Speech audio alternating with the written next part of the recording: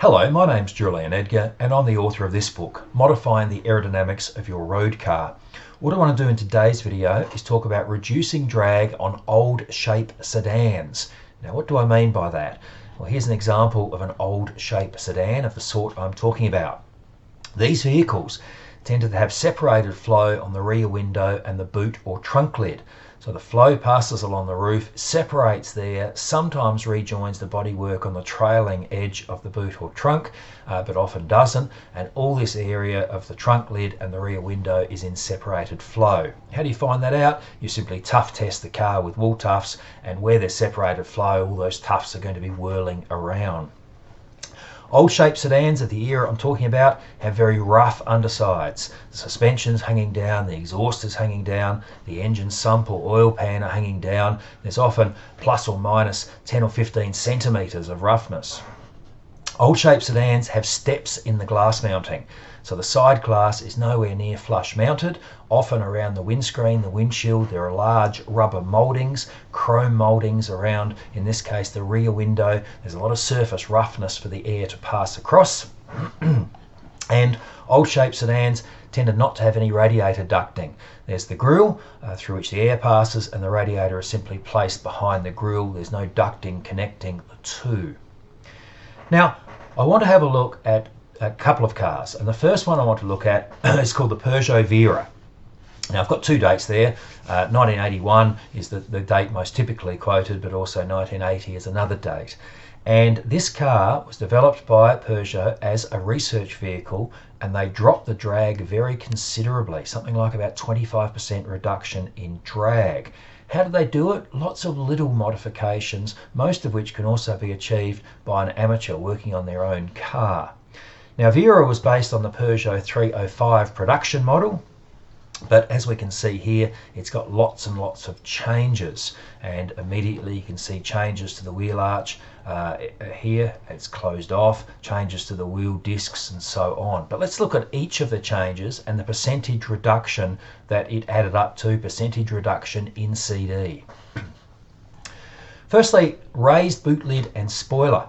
Now in most of the photos I've seen, unfortunately I've never seen the car, in most of the photos it looks like the standard boot lid, but definitely a raised spoiler, which has the effect of raising the boot lid, and that gave, of the total reduction, that gave 5.7% reduction in CD, a dramatic change. Why? Because the airflow could rejoin on the boot lid rather than just being separated from there right past the back of the car. Flush windscreen and rear windows, 1.7%. Gutters and side extractors deleted. I assume there were side extractor vents on the C-pillars, 3.7%. Faired headlights, 1.3%. Front air dam, 3.8%. Now, a front air dam, they wanted to stop air getting through and being affected by the roughness of the underside. These days we would use a full under tray, but maybe it was simply too rough to be able to easily achieve that. Front gap sealed and a ducted radiator, 4%. You can see I've put the big ones in red. Bonnet lid lip seal, 1.4%. Rear under tray, interesting, a rear under tray and a front air dam, the two don't normally go together, 2.8%. Flush wheel covers, 2.9%. Side window deflectors. In some photos of the Vera, you can see deflectors, clear acrylic deflectors that have been placed here, and that's because the side profile of the car, or the side aspect of the car, was so rough without any of that flush glass. Rear wheel arch fairing, that's the covering of the top part, 1.6%.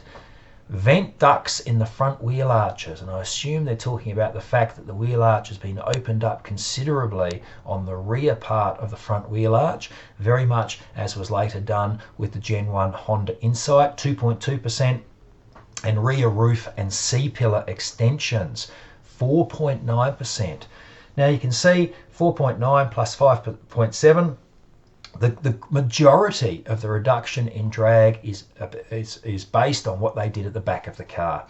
So they've raised the boot lid effectively with that rear spoiler to get attached flow, and then they've taken away the little suction peaks around the rear part of the roof and the rear part of the C-pillars by giving separation edges there. Very, very interesting.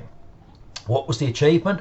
CD of 0.44 for the standard car, reduced to just 0.31 for Vera as shown in these photos. And there's a lot there that you can apply also to an old shape sedan. The other one I want to look at is almost unknown out of Australia, but it's one of the best aero specials ever done on a production car. It's the Holden Commodore Group A, often known as the Walkinshaw 1988. And you can see at a glance there's lots and lots of fiberglass bits that have been added. But if I show you what a standard car looked like, there's a standard VL Commodore, you can see there's some massive changes. Now, they never released any technical details, any detailed analysis of what they did. So some of what I'm doing in the next few slides is obviously going to be based on educated guesswork. So first up, have a look at how, again, as with Vera, they raised the boot lid, the trunk lid, and they raised it massively. They incorporated a rear spoiler, and that raised boot lid and the rear spoiler would have given, firstly, attached flow onto the trunk lid, the boot lid, which would reduce drag, and secondly, it would, with the spoiler, increase the pressures acting on the boot lid and the rear window, which would have reduced lift. This was a homologation race car special where they wanted to reduce lift and reduce drag. You can see also, if we look down the side of the car, there are extended side skirts down the side of the car. And if we look at the front of the car, we can see there's a low front spoiler, a low front air dam. But if we look at that off the car, we can also see it incorporates a short under tray. And it would be the under tray that would be giving reduced lift at the front of the car. They also put angled vents in the bonnet scoop, the hood scoop, and that exhausted air from behind the radiator. And if we look here, we can see a duct that's now been incorporated leading to the radiator. So it wasn't quite a fully ducted radiator, but much, much better than the standard car. What was the change in drag? Well, the standard VL Commodore had a quoted drag of 0.43. It had massive separation across the back of the car, and it was said at the time that this car had a 25% drag reduction, which takes it down to about 0.32. And if you look at the changed airflow behaviour on the back of the car, you can imagine that would be getting pretty close to a realistic estimate at least.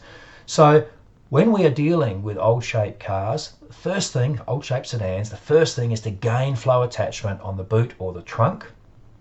Either use a deep front air dam or a full length under tray to change the behaviour of the air under the car.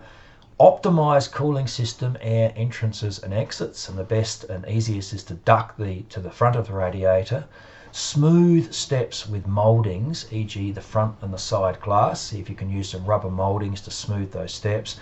And not here, because it wasn't done on both cars, but also look at using separation edges on the top of the roof and the C-pillars. And of course the separation edge on the top of the roof can also be angled downwards to encourage the air to actually gain attachment again on the rear of the car.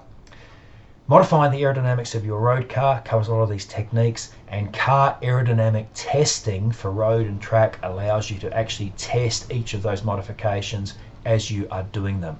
Thank you.